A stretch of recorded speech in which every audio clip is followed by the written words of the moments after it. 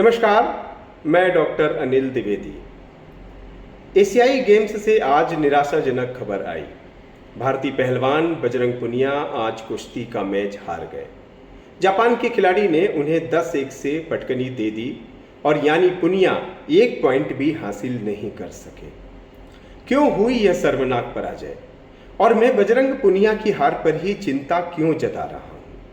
दरअसल बजरंग पुनिया वही खिलाड़ी हैं जिन्होंने लगभग 8 महीने पहले पूरे देश में पहले अपनी पत्नी और साली, जो कि अंतर्राष्ट्रीय खिलाड़ी हैं, के साथ मिलकर देश में बड़ा आंदोलन छेड़ा था।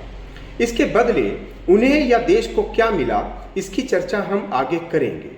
पर फिलहाल ताज़ा खुलासा यह है कि भारतीय पहलवान बजरंग पुनिया बिना ट्रायल के एशियन गेम्स में भेज दिए गए थे और अंततः उन्हें शर्मनाक पराजय देखनी पड़ी। पुनिया ने अपने ही समकक्ष देश के उभरते रेसलर विशाल कालीरमन का हक मारते हुए भारतीय दल में शामिल हुए थे। कालीरमन ने 65 किलोग्राम वर्ग में एशियन गेम्स ट्रायल के सारे 6 मैच में जीत हासिल की थी, जबकि पुनिया ने कोई ट्रायल मैच नहीं दिया। लेकिन पुनिया की जीत के आगे विशाल घर बैठा दिए गए, जबकि विशाल के पदक जीतने की पूरी संभावना थी। तो क्या था इसके पीछे रणनीति?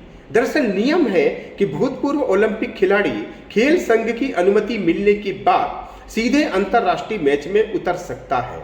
इसलिए पुनिया ने इसका फायदा उठाया और देश की नाक कटवा दी। दरअसल पुनिया ने जिस नियम का हवाला दिया, भारतीय कुश्ती संघ के अध्यक्ष बृजभूषण शरण सिंह से भी पुनिया गिरोह का पंगा यही था। बृजभूषण शरण सिंह मानते थे कि सीधे एंट्री लेने के बजाय बजरंग पुनिया को या किसी भी खिलाड़ी को कम से कम एक मैच किसी राष्ट्रीय खिलाड़ी के साथ जीतकर दिखाना चाहिए। लेकिन ओलंपिक खेलने का घमंड पाल चुके पुनिया गिरोह ने इसे ईगो पर ले लिया और उसके बाद देश सर पर उठा लिया था।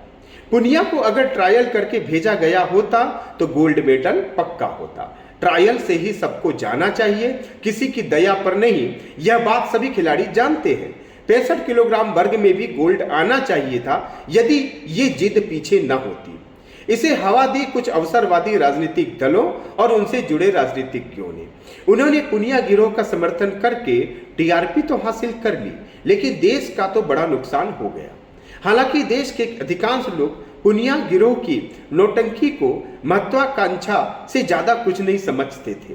इसलिए इन खिलाड़ियों को उनके आंदोलन के लिए या उनके धरने के लिए देश में कोई बहुत बड़ा समर्थन हासिल नहीं हुआ और अंततः हार कर, निराश कर उन्हें अपना आंदोलन खत्म करना पड़ा था।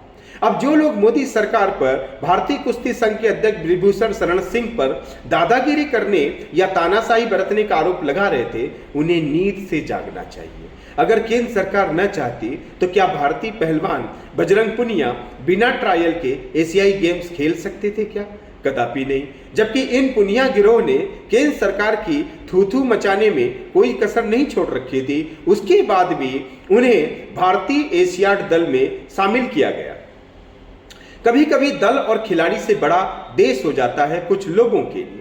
इसलिए एशियन गेम्स खेलने के लिए भारतीय दल में बजरंग पुनिया को शामिल किया गया, लेकिन अपना मैच हारकर बजरंग पुनिया ने अपनी और देश की नाक तो कटवा ही दी।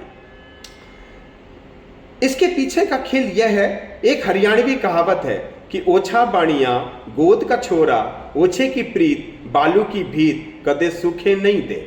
जब आप खुद को देश से बड़ा समझने लगते हैं तो ऐसा ही होता है। आप केंद्र सरकार को निचोड़ने चले थे, लेकिन खुद निचुड़कर आ गए।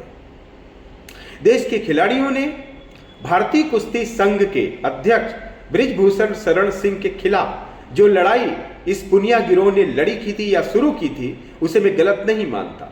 खासकर महिला खिलाड़ियों के यौन शोषण के आरोपों पर दूध का दूध और पानी का पानी तो होना ही चाहिए।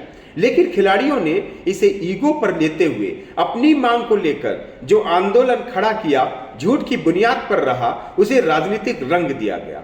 वह दुखद और अफसोसजनक था।